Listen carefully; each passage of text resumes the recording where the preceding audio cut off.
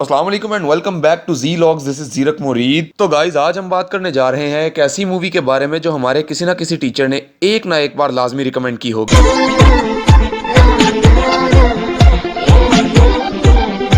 अगर आपको किसी टीचर ने ये फिल्म देखने का नहीं कहा तो भाई इसमें मेरा कोई कसूर नहीं, क्योंकि मुझे तो स्कूल, कॉलेज, इवन यूनिवर्सिटी में भी टीचर्स ने यही कहा कि बेटा पढ़ाई के साथ साथ ये फिल्म लाजमी देखना, आपकी फिजिक्स को इम्प्रूव करेगी। तो परसों रात हुआ ये हसीन इत्तेफाक और आखिरकार मैंने ये फिल्म देख ली। तो आज हम बात करने जा रहे हैं 2013 में रिलीज की गई फिल्म ग्रेविटी के बारे में। ग्रेविटी एक ब्रिटिश साइंस फिक्शन फिल्म है जिसकी डायरेक्शन दी है अल्फोंसो क्वारोन ने। इसके प्रोड्यूसर हैं अल्फोंसो क्वारोन और डेविड हेमन। इसको लिखा अल्फोंसो क्वारोन ने खुद और उनका साथ दिया उनके बेटे जोनस क्वारोन ने। इसे रिलीज किया गया 4 अक्टूबर 2013 को और टोटल रनिंग टाइम था 91 मिनट्स, यानी कि 1 घंटा 31 मिनट्स। इस फिल्म का बजट था 130 मिलियन यूएस डॉलर्स, जबकि बॉक्स ऑफिस रहा 723.2 मिलियन यूएस डॉलर्स, यानी कि सुपर हिट। इस फिल्म की कास्ट में शामिल है सैंड्रा बुलॉक, जो कि प्ले कर रही हैं डॉक्टर रायन स्टोन का कैरेक्टर। अब जिन्हें सैंड्रा बुलॉक के बारे में नहीं पता उन्हें बताता चलूं कि सैंड्रा बुलॉक इसके अलावा speed, 28 days, premonition, the proposal,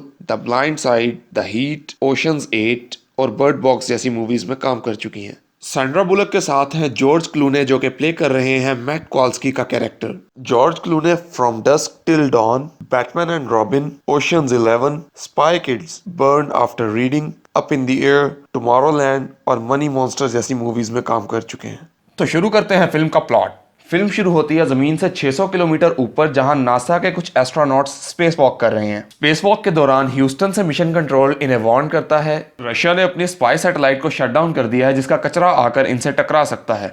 लिहाजा लेफ्टिनेंट मैट कॉल्स्की अपनी टीम को लेकर फौरन स्पेस शटल में वापस चले जाएं। इससे पहले कि ये स्पेस शटल में दाखिल होते वो डेब्री आकर इनसे टकरा जाती है, जिसके नतीजे में इनके स्पेस शटल का सारा क्रू मर जाता है। स्पेस शटल तबाह होने की वजह से उनकी ह्यूस्टन से तमाम तर कम्युनिकेशंस खत्म हो जाती हैं। कॉल्स्की डॉक्टर रायन स्टोन को कहता है कि वो अपनी वॉच को 90 मिनट्स पर सेट करे, क्योंकि वो डेब्री यहाँ से ठीक 90 मिनट बाद दोबारा गुजरेगी। वो दोनों ये डिसाइड करते हैं कि वो दोनों अब इंटरनेशनल स्पेस स्टेशन जाएंगे, जो कि तकरीबन 1450 किलोमीटर की दूरी पर है, और वहां जाकर सोयूज स्पेसक्राफ्ट में बैठकर जमीन का रुख करेंगे। जब वो दोनों वहां पहुंचते हैं तो देखते हैं कि आईएसएस का क्रू ऑलरेडी एक स्पेसक्राफ्ट लेकर जमीन पर जा चुका है, और जो दूसरा बचा है उसके पैराशूट्स एक्सीडेंटली स्पेस में ही डिप्लॉय हो चुके हैं। आईएसएस की तरफ जाते हुए ग्रेविटी ना होने की वजह से वो रुक नहीं पाते, लेकिन डॉक्टर रायन स्टोन की टांग पैराशूट्स में उलझ जाती है। बावजूद इसके वो दोनों आईएसएस से दूर जाना शुरू हो जाते हैं। कॉल्स्की ये जान जाता है कि अगर वो दोनों एक दूसरे से बंधे रहे तो ऐन मुमकिन है कि दोनों ही दोबारा आईएसएस तक ना पहुंच पाएं। इसलिए कॉल्स्की अपने आप को डॉक्टर स्टोन से अलहदा कर लेता है। डॉक्टर स्टोन से अलहदा होने के बाद कॉल्स्की आईएसएस से दूर, जबकि डॉक्टर स्टोन वापस आईएसएस की तरफ आना शुरू हो जाती है। चूंकि कॉल्स्की के सिलेंडर में फ्यूल खत्म हो चुका है, वो जानता है कि वो अब दोबारा जमीन पर वापस नहीं आ सकता, और ये भी जानता है कि डॉक्टर स्टोन के सूट में ऑक्सीजन भी खत्म है। वो डॉक्टर स्टोन को एयरलॉक का रास्ता दिखाता है और बताता है कि सोयूज अब जमीन पर जाने के काबिल नहीं। डॉक्टर स्टोन को मजीद 100 किलोमीटर दूर चाइनीज स्टेशन पर जाना होगा। डॉक्टर स्टोन कहती है कि वो सोयूज लेकर कॉल्स्की को रेस्क्यू करने आएगी। वहाँ कॉल्स्की डॉक्टर स्टोन को समझाता है कि अब उसके पीछे आने का कोई फायदा नहीं। वो चाइनीज स्टेशन से स्पेसक्राफ्ट लेकर वापस जमीन की तरफ चली जाए। डॉक्टर स्टोन जैसे तैसे करके एयरलॉक तक पहुंच जाती है। वहां जाके वो कॉल्स्की से राब्ता करने की कोशिश करती है, लेकिन कॉल्स्की से तमाम तर कम्युनिकेशंस खत्म हो चुकी होती हैं। वो जाकर सोयूज में बैठती है और चाइनीज स्टेशन का रुख कर लेती है, लेकिन पैराशूट्स फंसे होने की वजह से सोयूज आगे नहीं जा पाता। वो तय करती है कि वो फिर से स्पेस वॉक करेगी और सोयूज को पैराशूट से अलग करेगी। वो वैसा ही करती है। बाहर निकलकर पैराशूट्स अलग करती ही है कि इतनी देर में डेब्री दोबारा वहां पहुंच जाती है। वो डेब्री आईएसएस को काफी नुकसान पहुंचाने के बाद वहां से दोबारा गुजर जाती है। डॉक्टर स्टोन वापस आकर फौरन अपनी क्लॉक को 90 मिनट पर दोबारा सेट करती है। वो दोबारा सोयूज को लेकर चाइनीज स्टेशन की तरफ जाना चाहती है, लेकिन सोयूज अपनी जगह से टस से मस नहीं होती। जब वो मीटर्स चेक करती है तो मालूम होता है कि सोयूज में फ्यूल खत्म हो चुका है। वो ह्यूस्टन से राब्ता करने की काफी कोशिशें करती है, लेकिन तमाम तर कोशिशें नाकाम जाती हैं। हालात को मद्देनजर रखते हुए वो ऑक्सीजन बंद कर देती है और खुदकुशी की गर्ज से आंखें बंद करके बैठ जाती है। इतने में एक दस्तक होती है और डॉक्टर स्टोन के देखते ही देखते कॉल्स्की कैप्सूल में दाखिल हो जाता है।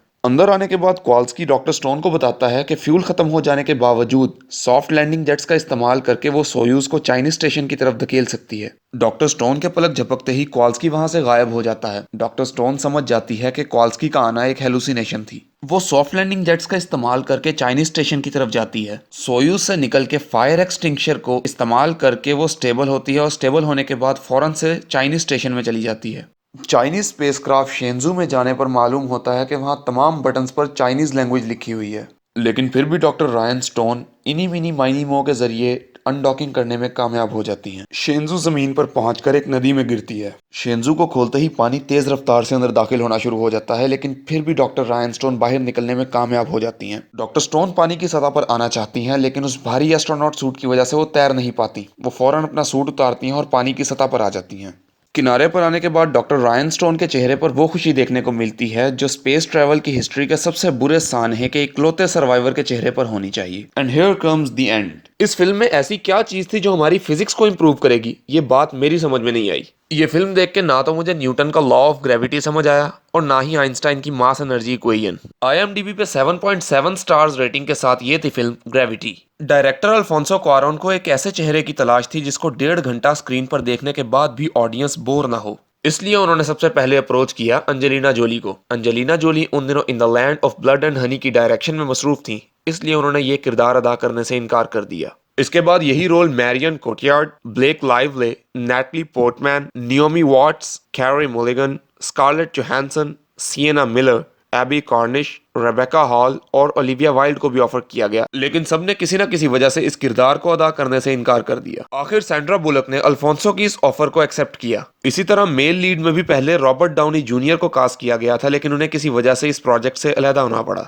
मेरी नजर में डॉक्टर स्टोन के रोल के लिए एमिली ब्लंट या कोबी स्मल्डर्स को भी कास्ट किया जा सकता था। अवार्ड्स की बात करें तो इस फिल्म ने 7 अकेडमी अवार्ड्स को अपने नाम किया, जिनमें शामिल हैं best director, best cinematography, best film editing, best original score, best sound editing, best sound mixing and best visual effects. Gravity को 6 ब्रिटिश अकेडमी फिल्म अवार्ड्स भी मिले, जो कि हैं outstanding British film, best director, best cinematography, best original music, best sound और best special visual effects. अगर आप इस मूवी का ट्रेलर देखना चाहते हैं तो लिंक डिस्क्रिप्शन में दे दिया गया है। ये वीडियो आपको कैसी लगी और अगली वीडियो किस मूवी पर होनी चाहिए कमेंट सेक्शन में जरूर बताइएगा। अगर वीडियो अच्छी लगी तो लाइक कीजिए, ज़ीलॉग्स को सब्सक्राइब कीजिए and don't forget to press the bell icon. ज़ीलॉग्स के फेसबुक पेज को लाइक कीजिए। जो इंस्टा यूजर्स हैं वो लेटेस्ट अपडेट्स के लिए मुझे इंस्टा पर फॉलो कीजिए। दोनों के लिंक्स डिस्क्रिप्शन में दे दिए गए हैं। तो आज के लिए सिर्फ इतना ही, मिलते हैं इंशाल्लाह नेक्स्ट वीडियो में। तब तक के लिए अल्लाह हाफिज।